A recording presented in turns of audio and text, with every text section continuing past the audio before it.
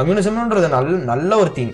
But வந்து அங்கே வந்து ஈக்குவாலிட்டியை வைக்காம ஈக்குவிட்டி வச்சுருந்தோம்னா நல்லா பண்ணியிருக்கலாம். ஈக்குவாலிட்டி வச்சதுனால தான் அது ஃபெயில் ஆயிடுச்சு. இப்போ இருக்கிற பொலிட்டீஷியன்ஸ் வந்து நம்ம வந்து யாரு நல்லவங்க கெட்டவங்கலாம் பார்க்கக்கூடாது, யாரு கம்மியாக கெட்டது பண்ணுறாங்க அப்படின்னு பார்த்து உங்களுக்கு ஓட்டு போகலாம். ஏன்னா யாருமே இங்கே நல்லது பண்ணுறதுக்காகலாம் யாருமே பாலிடிக்ஸ் வரல. நான் டேரக்டாகவே சொல்கிறேன்.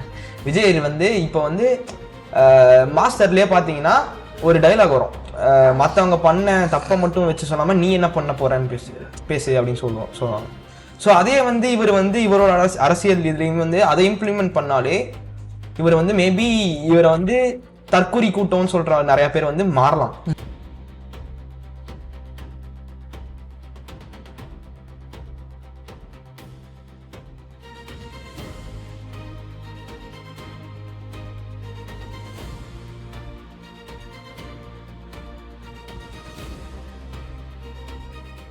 ரீரிலீஸ் மூவிஸ் எல்லாமே இப்போ பார்த்தோம். இப்போ சேம் இதில் வந்துட்டு ஒரு மூவியுமே ஒரு இதை வச்சு எடுக்கிறாங்க. அதே மாதிரி பாலிடிக்ஸ் வச்சு, அதுவும் நம்ம எலெக்ஷன் கிட்ட வர்ற டைம்ல பாலிடிக்ஸ் வச்சு இருக்கிற மூவிஸ் வந்து நிறையா இருக்கு. அது எல்லாமே எப்படி இன்ஃப்ளூயன்ஸ் பண்ணுது பீப்புளை? Controversial topic, but it's fine. ரொம்ப கான்ட்ரோவர்ஷியல். அது இப்போ எல்லாருமே சினிமால இருந்து எல்லாருமே பாலிடிக்ஸ் வர ஆரம்பிச்சிட்டாங்க. ஸோ அதனாலே வந்து பாலிடிக்ஸ் வராங்க, பட் கத்துக்கிட்டு வராங்களா? பாலிடிக்ஸ் படிச்சுட்டு அவங்களோட பாலிடிக்ஸோட பேசிக்ஸ் பண்ணி வந்தாலே வந்து நிறைய பேர் நல்லா பாலிடிக்ஸ் பண்ணலாம். இப்போ இருக்கிற பொலிட்டீஷியன்ஸ் வந்து நம்ம வந்து யாரு நல்லவங்க கெட்டவங்கலாம் பார்க்கக்கூடாது, யாரு கம்மியா கெட்டது பண்றாங்க அப்படின்னு பார்த்து அவங்களுக்கு ஓட்டு போகலாம். ஏன்னா யாருமே இங்க நல்லது பண்றதுக்காகலாம் யாருமே பாலிடிக்ஸ் வரல. அவங்களோட செல்ஃப் பெனிஃபிட்காகவும் தான் வராங்க. ஓகே, மக்களுக்கு கொஞ்சம் பண்றாங்க அப்படின்னு சொல்ல மாட்டேன். மூவிஸ் பாலிடிக்ஸ்னா வந்து நம்ம எல்லாருமே பாக்குற பாரஞ்சித் படம். பாரஞ்சித் எல்லாம் ஸ்டேஜ்லயே வந்து இங்க ஜாதி இருக்கு அப்படின்னு வந்து எல்லாத்தையும் அடிச்சு பேசுவாங்கல்ல. மாரி செல்வராஜ் அவங்க எல்லாருமே மோஸ்டா அவங்க படங்கள் எல்லாமே வந்துட்டு பாலிடிக்ஸ் பேசுற படமா தான் இருக்கு. இப்போ ரீசெண்ட் டேஸ்ல வந்தது ஏதாச்சும் இப்போ ஜாலியா பாலிடிக்ஸ் பேசின படம்னா வந்து தலைவர் தம்பி தலைமையில்னு சொல்லிட்டு ஜீவா படம் வந்துச்சு. அதுல வந்து செம்ம ஜாலியா பாலிடிக்ஸே வந்து செமையா பேசியிருப்பாங்க. இதெல்லாம் அடிச்சாங்க. இப்போ வந்து இந்த டைலாக் கண்டிஷன்ஸை ஃபாலோ பண்ணுங்கடான்னு சொல்லி அதெல்லாம் ஜாலியா பிக்ஸ் பண்ணாங்க. அந்த படத்துல வந்து ஒரு அரசியல்வாதி வந்து ஒரு மாதிரி அவனோட செல்ஃப் சென்ட்ரிக்கா யோசிக்கிறனால வந்து அங்க சுத்தி இருக்கிற ஊர்ல வந்து எவ்வளவு பிரச்சனைகள் நடக்குது அப்படின்றத வந்து சின்ன கான்செப்ட் வச்சு நல்லா காட்டியிருப்பாங்க. ஸோ வந்து செல்ஃப் சென்ட்ரிக்கா யோசிச்ச ஒரு அரசியல்வாதி வந்து எப்படி வந்து ஓட்டுக்காக மட்டும் இல்லாம அவங்க மற்றவங்களுக்காகவே யோசிக்கலான்றத ஜீவா சைட்ல இருந்து பேசியிருப்பாங்க. ஸோ அந்த படம் இப்போ வந்து ஃபன்னா ஒரு அரசியலை கொண்டு போனோம். ஏன்னா மற்ற எல்லா அரசியல் படத்துலையும் பார்த்தீங்கன்னா நிறைய கான்ட்ரவர்சி இருக்கும், நிறைய சண்டைகள் இருக்கும். இது வந்து ஒரு மாதிரி காமெடியா கொண்டு போயிருக்காங்க. சில எமோஷன்ஸ் வந்து காமெடியா சொல்லும் போது நிறைய இன்புட்ஸ் நிறைய உள்ள போகும் நமக்கு. ஸோ அந்த மாதிரி இந்த படம் நல்லா இருந்துச்சு. எனக்கு அதே மாதிரி எல்கேஜியுமே சொல்லலாம். எல்கேஜியுமே வந்து அது பியூரா ஒரு பாலிடிக்ஸ் படம் தான். பட் அது பார்க்குறப்போ வந்துட்டு நம்மளை நிறைய சிந்திக்க வச்சுதான் எனக்கு தோணுது. லைக் அவர் ரொம்ப எப்படி சொல்ற அந்த ரோடு போடுற ஜோக்கெல்லாம் வந்துட்டு அவர் ரொம்ப இதுவாக போட்டிருப்பாரு. ஆனால் வந்துட்டு அவர் யோசிக்க வச்சுது நம்மளை பயங்கரமா. ஸோ கரண்டாக நடக்கிற விஷயங்கள் பற்றியுமே படம் வருது. ஆனால் அதை மக்கள் வந்து செலிப்ரேட் பண்ணுறாங்களான்னு கேட்டால் இல்லை. அதை வந்து ஒரு என்டர்டெயின்மெண்ட்டாக பார்த்து தட்டி விட்டு போயிடுறாங்க.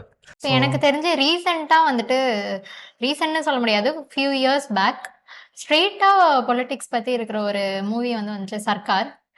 அதில் வந்துட்டு அந்த யூத்தோட கான்ட்ரிபியூஷன்லாம் how it's important for the country அப்படின்னு காமிச்சிருந்தாங்க.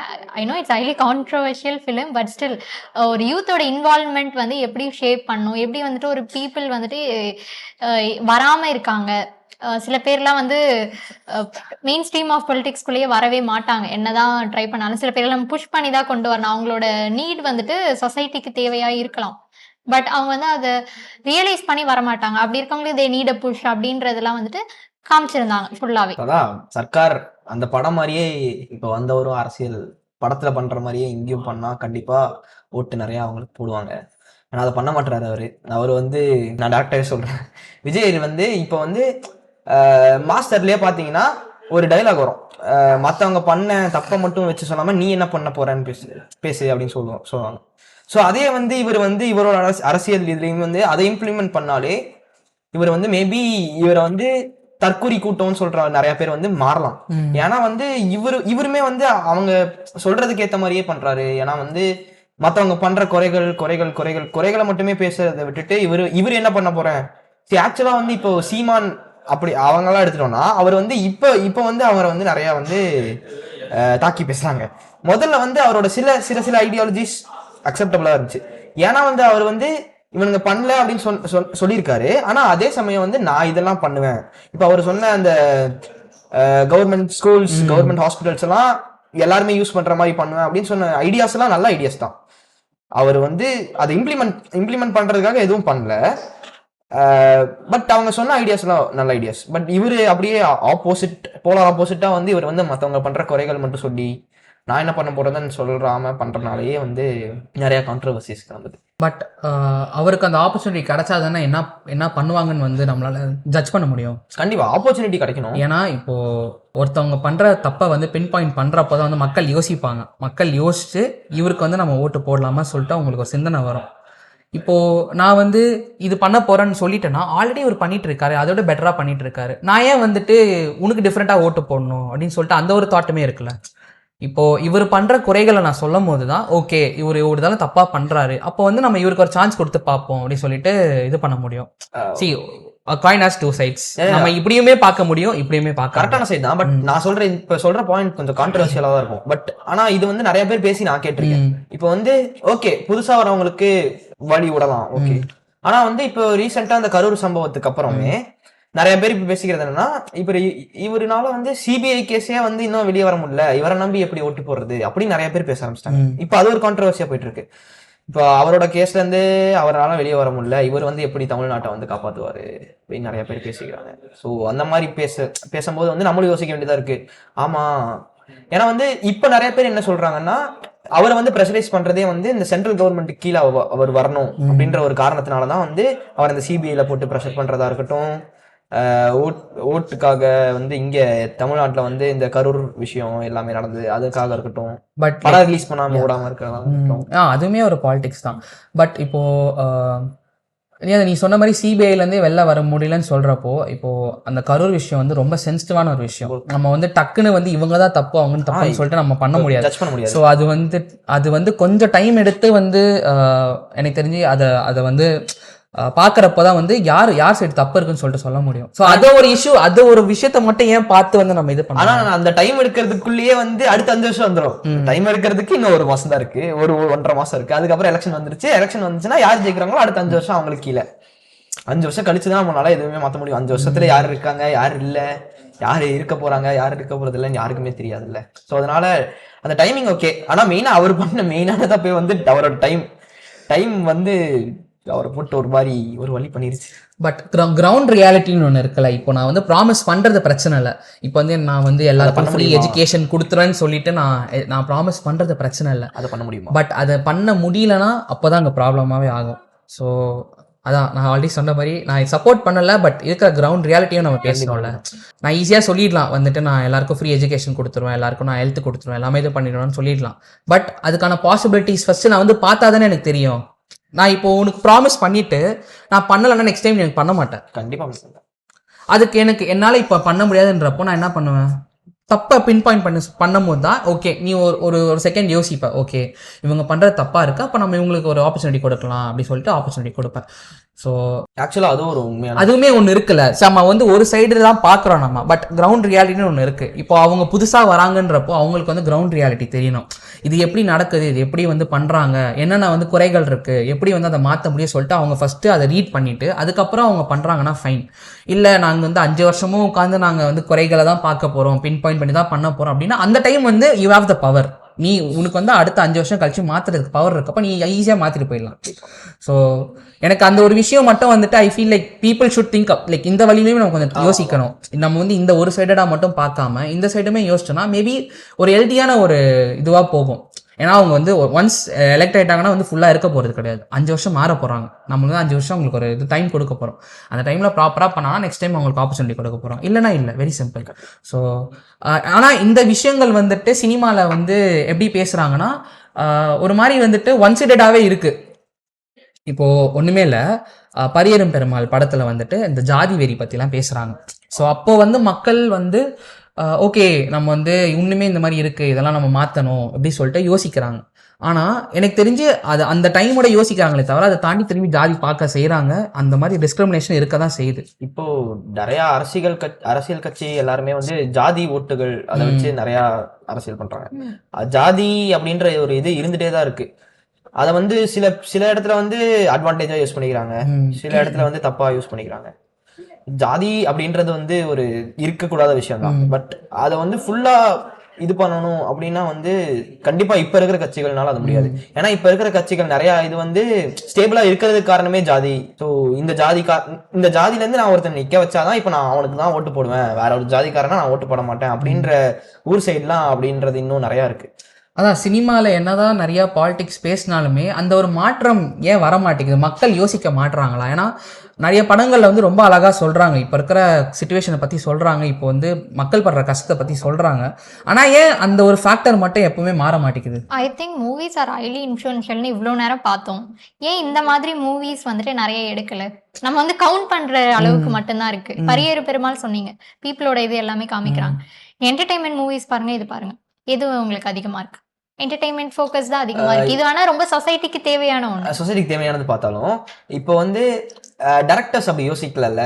டைரக்டர்ஸ் வந்து அவங்க ப்ரொடியூசருக்கு வந்து நான் காசு கொடுக்கணும்னு யோசிக்கிறாங்க. கரெக்ட் இந்த தான். மாதிரி Pariyerum Perumal is a good film. அந்த மாதிரி இது எல்லாமே ட்ரெண்டுக்கு வரணும்னா அவங்க இந்த மாதிரி நிறைய எடுக்க தான் வந்து அதுக்கு ட்ரெண்டுக்கு வர முடியும். பட் அதே பாயிண்ட்ல வந்து இப்ப என்டர்டைன்மெண்ட் பர்பஸ்க்காக நம்ம இந்த மீடியாவை யூஸ் பண்றோம். என்டர்டைன்மெண்ட் பர்பஸ்க்காக யூஸ் பண்ணும்போது அதுல வந்து ஒரு சோஷியல் மெசேஜை கொடுக்கறது நல்லதுதான். ஆனா அந்த சோஷியல் மெசேஜ் கொடுக்குற நிறைய படங்கள் வந்து ரீச் ஆகல மீன்ஸ் தியேட்டரிக்கலா பெருசா ரீச் ஆகல.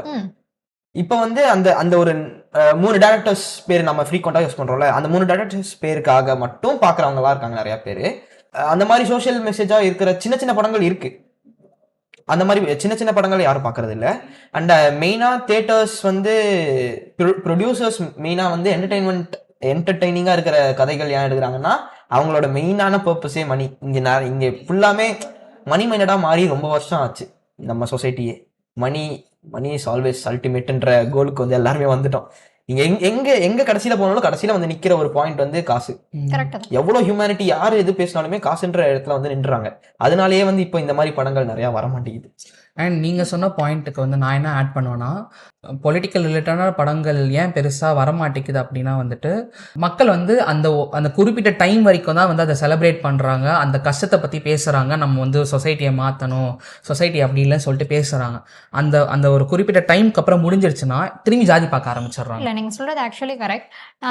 இன்னொன்று வந்து நான் என்ன சொல்ல விரும்புகிறேன்னா, இந்த மூவிஸ் எல்லாமே எடுக்கிறாங்கல்ல, இதில் வந்துட்டு எந்த ஒரு இதுவும் இல்லாமல் எந்த ஒரு கவரேஜும் இல்லாமல் பீப்புள் படுற கஷ்டத்தை அப்படியே வந்து பியூரா என்ன இது காமிச்சிருக்காங்க சில மூவிஸில், இல்லைன்னு சொல்லலை. பட் டெப்த் டு டெப்த் வந்துட்டு என்ன ஒரு இது அப்படின்னு ரொம்ப இதுவாக உங்களுக்கு டைரெக்டாக ரிலேட்டபிளாக வந்து காமிச்சாங்கன்னா அது வந்து பீப்புளோட ஆர்ட்டை வந்துட்டு குத்தி உள்ளே போகணும். அது எனக்கும் நடக்கு அப்படின்ற அளவுக்கு, அந்த அளவுக்கு எப்போ வந்து அது ரீச் ஆகுதோ அப்போ வந்துட்டு கண்டிப்பாக பீப்புளோட ஃபோக்கஸ் வந்து கண்டிப்பாக திரும்பும். இது ரொம்ப ஈஸியாக சொல்லணும் எப்படின்னா, இப்போது எம்ஜிஆர் காலத்தில் வந்துட்டு அவங்க படத்தில் ஓப்பனாகவே வந்துட்டு திராவிடியன் ஐடியாலஜிஸ் பேசினாங்க. மக்கள் வந்து அதை கேட்டு இன்ஸ்பயர் ஆகி அவங்களை கோட் போட்டாங்க, இன்ஃப்ளூயன்ஸ் பயங்கரமாக இன்ஃப்ளூயன்ஸ் ஆனாங்க. ஆனால் அதே மாதிரி படங்கள் தான் இப்போ வருது. பரியேறும் பெருமாள் நீங்கள் எடுத்துக்கோங்க, வாழை எடுத்துக்கோங்க, ஜெய்பீம் எடுத்துக்கோங்க, அந்த மாதிரி படங்கள் எல்லாமே வந்துட்டு இன்ஃப்ளூயன்ஸ் பண்ணுது மக்களை. ஆனால் அது ஏன் அந்த குறிப்பிட்ட டைம் வரைக்கும் தான் அந்த ஒரு இன்ஃப்ளூயன்ஸ் இருக்குது, அதை தாண்டி ஏன் அந்த ஒரு மாற்றம் வரமாட்டேங்குது? இப்போ ஒன்றுமே இல்லை, பரியேறும் பெருமாளில் வந்துட்டு ஜாதி பார்க்கக்கூடாது அப்படி இப்படி சொல்லிட்டு பேசினாங்க. ஆனால் ஒன்றுமே ஆணவ கொலைகள் நடந்துட்டு தானே இருக்குது. அது ஒரு இன்ஸ்பிரேஷன், அது ஒரு மாற்றத்தை கொண்டு வருதுன்னா ஏன் வந்து உண்மையே அது நடக்குது? அப்போ மக்கள் வந்து மாற மாட்டாங்களா? மக்கள் உண்மையே நினைச்சிட்டு இருக்காங்களா? மக்கள் வந்து கொஞ்சம் கொஞ்சமா மாறிட்டு தான் வராங்க. ஏன்னா வந்து நீங்க கொஞ்சம் வருஷத்துக்கு முன்னாடி பாத்தீங்கன்னா இந்த மாதிரி ஆணவ கொலைகள் நடக்கும்போது வாய்ஸே ரைஸ் பண்ண மாட்டாங்க நிறைய பேர். இப்ப இந்த மாதிரி நடக்கும்போது காமன் பீப்புளோட வாய்ஸ் நிறைய ரைஸ் ஆகுது. வாய்ஸ் ரைஸ் ஆகுறதே வந்து ஒரு பெரிய மாற்றம் தான். இப்ப அவங்க போய் அதுக்காக சண்டை போடணும் அப்படின்லாம் இல்ல. ஃபர்ஸ்ட் முதல் எதிர்ப்பே வந்து வாய்ஸ் ரைஸ் பண்றாங்க அப்படின்றதே பெரிய எதிர்ப்பு தான். இப்போ அதுக்கப்புறம் ஸ்டெப் பை ஸ்டெப்பா வரும். அண்ட் ஆக்சுவலா பாலிடிக்ஸ் சம்மந்தப்பட்ட படம் நிறைய ஏன் வந்து ரொம்ப நாள் நிக்க மாட்டேங்குதுன்றதுனால நான் சொல்றேன், நிறைய கம்யூனிசம் பேசுறாங்க. கம்யூனிசம் வந்து என்னை பொறுத்த வரைக்கும் கம்யூனிசம்ன்றது வந்து ஒரு ஸ்டேபிளான ஒரு மாடல் கிடையாது. அதனாலதான் வந்து சோவியத்லயே வந்து கம்யூனிசம் தோத்துச்சு. கம்யூனிசம் வந்து எப்படின்னா வந்து ஈக்குவாலிட்டியை பேசுச்சு. பட் ஈக்குவாலிட்டின்றது இந்த சொசைட்டில வந்து ரொம்ப ஸ்டேபிளான ஒன்று கிடையாது. ஈக்விட்டி வேற, ஈக்குவாலிட்டி வேற. ஈக்விட்டி தான் நம்ம இங்க வந்து பேசணும். இப்போ வந்து எனக்கு வந்து கை இல்லை, உங்களுக்கு வந்து 2 கையும் இருக்கு 2 காலும் இருக்கு. இப்போ நானும் 9 hours தான் ஒர்க் பண்ணணும், நீங்களும் 9 hours தான் ஒர்க் பண்ணணும்னா அது ஈக்குவாலிட்டி. அது வந்து இங்க வேலைக்கு ஆகாது. ஈக்குவிட்டினா வந்து எனக்கு கை இல்லை, நான் பாவம், எனக்கு கை இல்லைன்றனால நான் ஒரு 4 hours நீங்க ஒரு 9 hours ஒர்க் பண்ணணும். அந்த மாதிரி ஈக்குவிட்டி வச்சு பேசுறதுனாலேயே சில படங்கள் வந்து நம்ம கூட டெய்லி லைஃப்ல வந்து நம்மளால இது பண்ண முடியாம போயிருச்சு. அதனாலேயே வந்து கம்யூனிசம் வந்து இங்க ஃபெயில் ஆயிருச்சு. கம்யூனிசம்ன்றது நல்ல ஒரு தீம், பட் வந்து அங்க வந்து ஈக்குவிட்டியை வச்சு ஈக்குவாலிட்டியை வைக்காம ஈக்குவிட்டி வச்சிருந்தோம்னா நல்லா பண்ணிருக்கலாம். ஈக்குவாலிட்டி வச்சதுனாலதான் அது ஃபெயில் ஆயிருச்சு. ஈக்குவாலிட்டின்றத விட அவங்களோட எபிலிட்டி கண்டிப்பா அவங்க வந்து ஃபோக்கஸ் பண்ணியிருக்கணும். கண்டிப்பா. அண்ட் நான் இன்னொரு விஷயம், இது கரெக்டாக தப்பான்னு தெரியல, நான் பார்த்த பொலிட்டிக்கல் படங்கள் எல்லாமே வந்துட்டு ஏதோ ஒரு சமூகத்தை மட்டும் பேஸ் பண்ணியே இருக்கு. ஏன் அது அப்படி? எல்லா சமூகத்துலேயுமே பிரச்சனை இருக்கும் தானே. கண்டிப்பா. அப்போது நான் பார்க்குறப்ப எனக்கு என்ன கண்ணோட்டம் வருதுன்னா, இப்போ அந்த சமூகம் மட்டும் தான் கஷ்டப்படுறாங்களா, அதை தாண்டியுமே வந்துட்டு எப்படி சொல்கிறது, அப்படி சொல்கிறதோட அவங்கள வந்து ஆட்டோமேட்டிக்காகவே பார்க்குறப்போ வந்து இவங்க இப்படி தான் போலன்ற எனக்கு ஒரு மைண்ட் செட் வருது. அவங்கள கீழேயே காமிச்சதால மட்டுமே அவங்களோட கஷ்டங்களை காட்டுறாங்க, ஃபைன். பட் அந்த ஏன் அது குறிப்பிட்ட ஆளுங்களை மட்டுமே ஃபோக்கஸ் பண்ணுறாங்க? அப்படி பார்க்குறப்போ அவங்க நல்லது பண்ணுறாங்கன்னு கேட்டு வளர்ந்துருந்தாலுமே எனக்கு என்ன ஒரு தாட் வருதுன்னா, இவங்க இந்த மாதிரி ஆள் தானே இவங்க அப்படின்ற ஒரு தாட் வருது. பேசுகிறப்போ வந்துட்டு எல்லாத்தையுமே தானே பேசணும், அதுதானே ஒரு ஃபேரான ஒரு இதுவாக பாயிண்ட்டாக இருக்கும்.